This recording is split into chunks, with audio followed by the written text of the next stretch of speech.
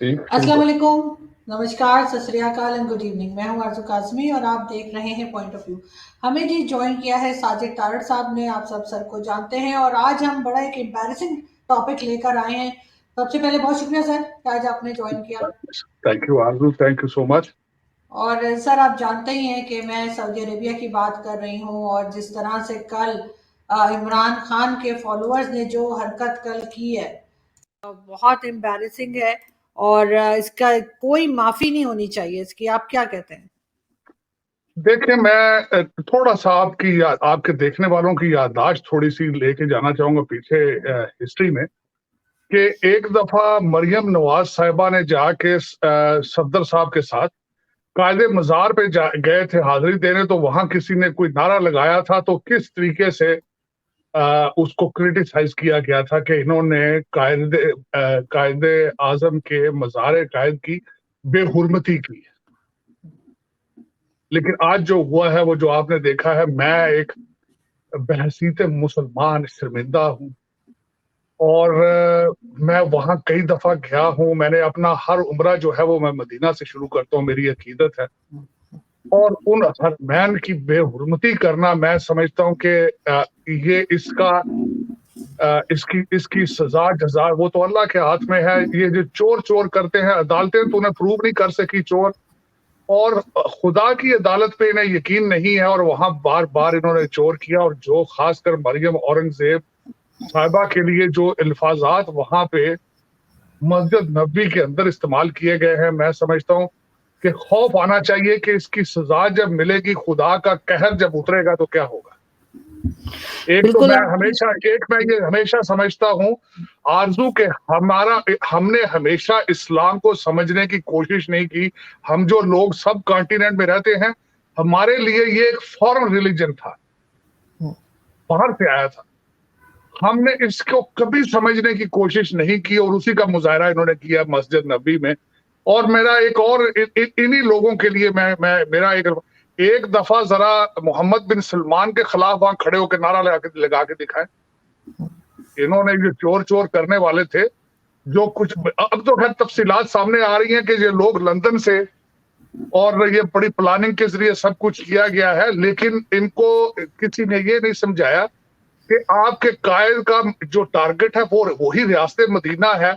और मदीना के उस पाक जगह पे खड़े होकर मस्जिद नबी के अंदर आपने ये सारा कुछ किया। I'm surprised, I'm shocked। बिल्कुल, लेकिन ये फसल जो है ये बोई है इमरान खान ने। और बहुत लोग ये भी कह रहे हैं कि अब इन पढ़े लिखे जाहिलों का क्या इलाज होगा आपके ख्याल से? ठीक है, सऊदी अरब तो सजा देगा, वो कह रहे हैं कि वो देख रहे हैं उस वीडियोस में और क्लिप्स में जो लोग उनको मिलते जा रहे हैं। लेकिन कहा यही जा रहा है कि ये प्लान सारा किया था। ये जो एक साहब इमरान खान के साथ साथ बैठे नजर आ रहे हैं, साहबजादा जहांगीर नाम बताया जा रहा है।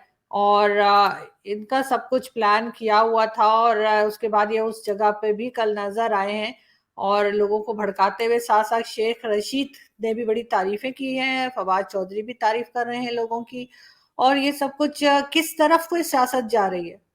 देखिए, मुझे एक बात मैं थोड़ी सी उस पर एतराज है। इन्होंने कहा है कि लोगों के जज्बात हैं। अब मैं जज्बात के बारे में उसको डिफाइन करना चाहूंगा, क्योंकि मैं खुद लॉ का स्टूडेंट हूँ। एक डाकू चोर बैंक के सामने खड़ा होकर कहे कि अब मेरे जज्बात कह रहे हैं कि मैं अंदर डाका डाल। एक खातून बाजार में जा रही है, आपके जज्बात कंट्रोल में नहीं, तो आप उसकी इज्जत तार तार कर देंगे। तो ये जज्बात जो है, इनको कंट्रोल ना किया गया तो पाकिस्तान श्रीलंका से कुछ इंचेस पीछे है आज। अगर देखा जाए तो शहबाज शरीफ साहब तो वहां पे डेफर्ड पेमेंट्स में तेल लेने गए हैं। अगर वो ना लेकर आए तो आपके हालात तो बिल्कुल श्रीलंका की तरफ जा रहे हैं। और ये चाहते हैं शायद, मेरे ख्याल में इन्होंने जो मस्जिद नबी में किया, मेरे ख्याल में ये आखिरी चीज थी कि इन्होंने जो मेरा ख्याल है, इससे आगे एक मुसलमान क्या जा सकता है। मुझे एतराज था आरजू, मैं बताता हूँ। मुझे पहले दुख होता था, मैं कई दफा उम्रा करने गया हूँ। मुझे अफसोस होता था वहां पे जाके लोगों के बटवे छिन जाते हैं खाना काबा में। मुझसे लोगों ने कई दफा खुद पैसे मांगे झूठ बोल के, मेरा पासपोर्ट गुम हो गया मेरा। देखिए, और सारे के सारे पाकिस्तानी थे। तो हम इस मजहब को समझ नहीं सके, इसकी स्पिरिट को नहीं समझ सके। मुझे आज अफ़सोस है। मैं मुझे पहले भी अफ़सोस होता था कि वहाँ हजरा अस्वद को चूमने के लिए थप्पड़ मारे जाते हैं, बुजुर्गों को खींचा जाता है, ख़वातीन के कपड़े फाड़े जाते हैं। मुझे शर्म आती थी वहाँ भी खड़े होके कि यार ये खुदा के घर में आके भी अगर इनमें आजिज़ी नहीं है। मैं समझता हूँ कि मैं जब भी वहाँ गया हूँ मेरे जिस्म का हर बाल खड़ा हो जाता था। इस ये मेरे जज़्बात होते थे। लेकिन ये कि आपके ये जज़्बात हैं, ये आप इस तरह चोर-चोर और मरियम औरंगज़ेब के खिलाफ जो अल्फ़ाज़ इन्होंने उस मस्जिद के अंदर, मैं यहाँ पे ये कहना चाहूँगा इस्लाम की रवायात ये है, कातिल या डाकू या कोई भी मस्जिद में एंटर होता है तो लोग उसको भी छोड़ देते हैं। आज इन्होंने जो उस मस्जिद की बेहुरमती की है, खुदा इनको माफ़ नहीं करेगा। मैं समझता हूँ कि अब हम पाकिस्तान और हम सब पाकिस्तानी मेरे ख्याल अपने अंजाम के करीब पहुंचते जा रहे हैं और हमारा अंजाम जो है वो बड़ा एक एक खतरनाक जो इस वक्त का सिनेरियो है वो पेश आ रहा है। मैं इससे पहले मैं अभी तक मैंने जो वो खातून ने जो खुद कुछ हमला किया था मैंने तो अभी उसको मैंने कंडेम नहीं किया। मैं तो जो 3 चाइनीज जो थे मैं समझता हूँ जो पाकिस्तान में तालीम देने आए हुए थे जो बेचारे मारे गए हैं। पहले देखें हमारे इस सोसाइटी में क्या रहा है और आज की डेट में पाकिस्तान का सबसे बड़ा सूबा वो चीफ मिनिस्टर लेस है। वहां कोई पता नहीं आज हुकूमत किसकी है, तबादले कौन कर रहा है, रिश्वत कौन ले रहा है, कानून को कौन एनफोर्स करा रहा है। देखें इस एक किस तरीके से मेरा मकसद है आप ये बताएं कि आपने अफगानिस्तान और सोमालिया में अब क्या फर्क रह चुका है? कोई फर्क नहीं। नहीं, आप बिल्कुल ठीक कह रहे हैं। लेकिन सर मैं उसी तरफ जाने लगी थी कि अभी देखें आप चाइना के साथ भी टर्म्स जो हैं वो खराब होने की तरफ जा रहे हैं क्योंकि जिस तरह से सुसाइड अटैक हुआ अब उसके बहुत से लोग जो हैं वो तारीफें भी कर रहे हैं कि जी क्योंकि बलूचिस्तान को पूछा नहीं जाता तो इस वजह से बलूचिस्तान के लोग इस तरह करते हैं। लेकिन साथ-साथ हम सऊदी अरब के साथ भी टर्म्स हमारे खराब होने लगे हैं और जैसा आप खुद भी बता रहे हैं कि शहबाज शरीफ साहब जो हैं वो गए हैं और ज़ाहिर है वहाँ से अगर वो तेल या कोई चीज़ माँगेंगे तो क्या मतलब रह जाएगी इज़्ज़त और क्या उनको रिस्पॉन्स आएगा? तो आपके ख्याल से चाइना और सऊदीया दोनों के साथ क्या पाकिस्तानी गवर्नमेंट जो अभी है वो टर्म्स को सँभाल पाएगी? देखिए जो कुछ पाकिस्तान में हो रहा है आजकल आपका क्या ख्याल है इंटरनेशनल कम्युनिटी उसको नोट नहीं कर रही? खान साहब हर जलसे के अंदर अमेरिका के खिलाफ स्पीचेस देते हैं, हर जलसे में कहते हैं अमेरिका के खिलाफ निकलो बाहर, उनके झंडे जलाओ, ये करो, वो करो। क्या ख्याल है आपके जो इस्लामाबाद में एम्बेसडर बैठे हैं वो सो रहे हैं सारे? आप कहते हैं इज्जत इज्जत वाले हालात का आपने सी पैक का सारा प्लान जो है आईएमएफ के हाथ में पकड़ा दिया था अमेरिकनों को, उस वक्त आपने नहीं सोचा ये बिल्कुल कि हम किस डायरेक्शन पे जा रहे हैं। आप जो कुछ भी करते हैं, मैं हमेशा ये आरज़ू कहता था हम डॉलर बेस हमारी पॉलिसीज़ है सारी, हर पॉलिसी के पीछे डॉलर है। और मैं यहाँ ये नहीं कह रहा हूँ आज मैं जो कंडेम कर रहा हूँ कि देखने वाले अक्सर ये कहते हैं कि शायद मैं नवाज़ लीग को मैं सपोर्ट करता हूँ, मैं पीपल्स पार्टी को सपोर्ट करता हूँ। हाँ, अगर ये अक्लमंद होते तो मस्जिद नबवी से हट के 2 मील हट के कहीं 5 मील वहाँ जलसा रख लेते। वहाँ जो मर्ज़ी वाहियात ये अपनी बकते, जो मर्ज़ी करते। और आज वही मैं कहता हूँ अगर बलूचिस्तान को उनके हकूक नहीं मिल रहे तो उसका सियासी हल ढूंढे। ये जो लोग बाहर से आते हैं फॉरेनर अपने बीवी बच्चों का खाना उनकी लाइवलीहुड के लिए आते हैं उनको मारना। और फिर वो जो खातून जिसने किया वो खुद एक पढ़ी लिखी औरत थी, उसके बच्चों का क्या बनेगा?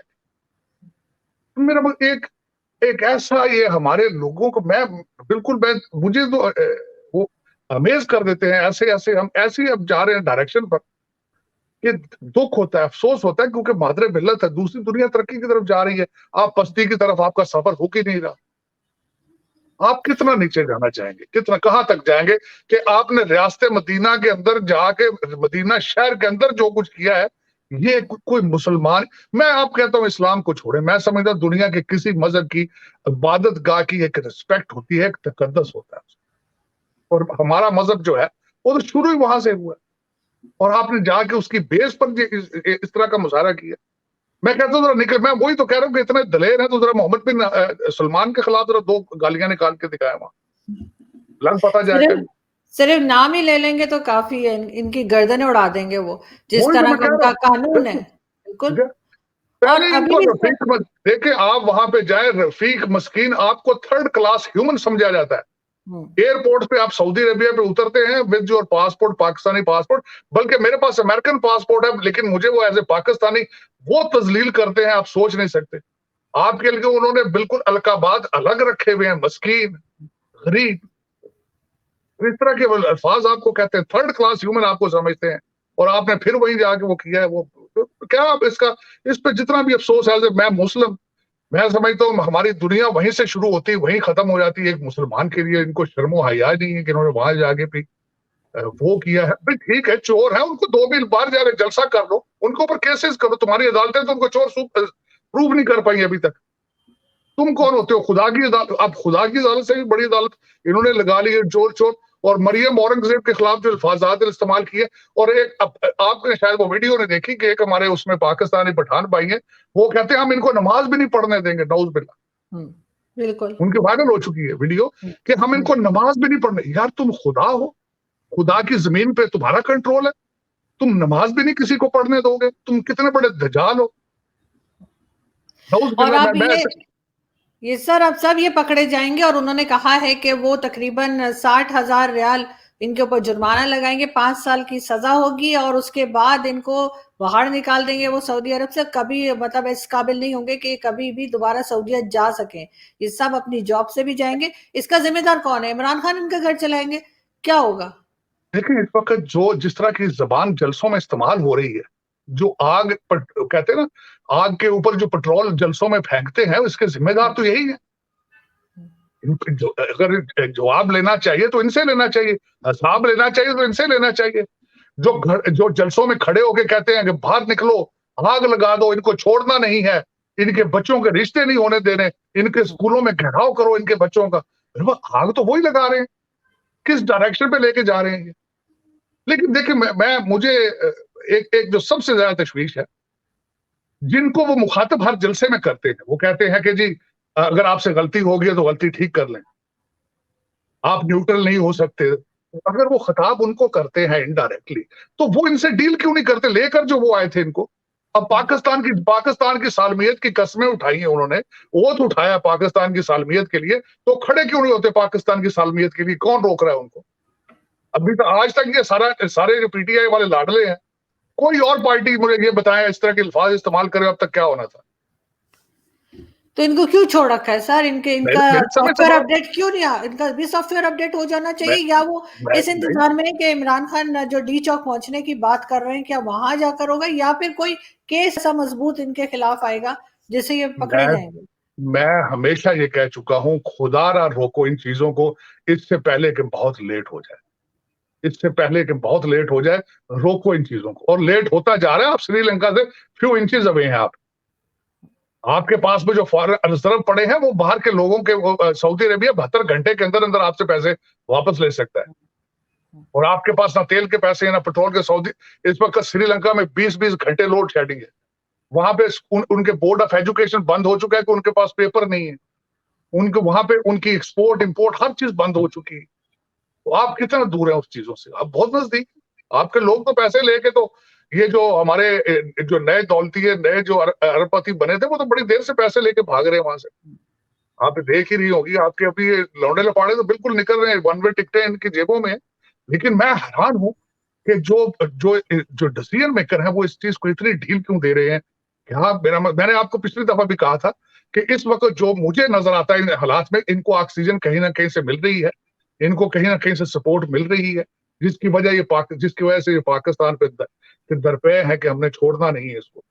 अब ऐलान कर दिया है कि इतने लाख लोगों को डी चौक लेकर आएंगे। तो क्या मेरा मकसद है, वो उसका क्या इनडायरेक्टली तो वो पाकिस्तान की सॉवरेनिटी, पाकिस्तान की हर चीज को, फॉरेन पॉलिसी तो देखे, दफ्तर खारजा तो पहले ही खत्म कर दिया इन्होंने। आपका जो देखें, एक दुनिया की वाइस सुपर पावर है आपकी अमेरिका, उनके साथ। सर आपकी आवाज नहीं आ रही। तो ये मेरा मकसद ये कि इसको आप कहाँ किस चीज का इंतजार किया जा रहा है? मेरे लिए तो ये क्वेश्चन मार्क है, लम्हा फिक्रिया है कि किस चीज का इंतजार किया जा रहा है।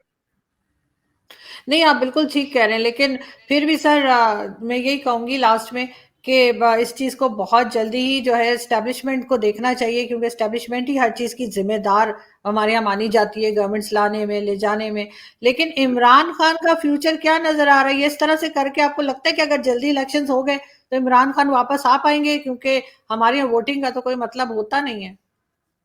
वोटेड आप देखें ना, अगर अगर इलेक्शन हो जाते हैं और अगर इलेक्शन हार जाते हैं तो फिर ये नहीं मानेंगे, तो फिर क्या करेंगे? अगर इलेक्ट्रॉनिक वोटिंग मशीनें ना इस्तेमाल, जिस तरह ये कहते हैं, अगर उस तरह की ना की तो फिर क्या आप करेंगे?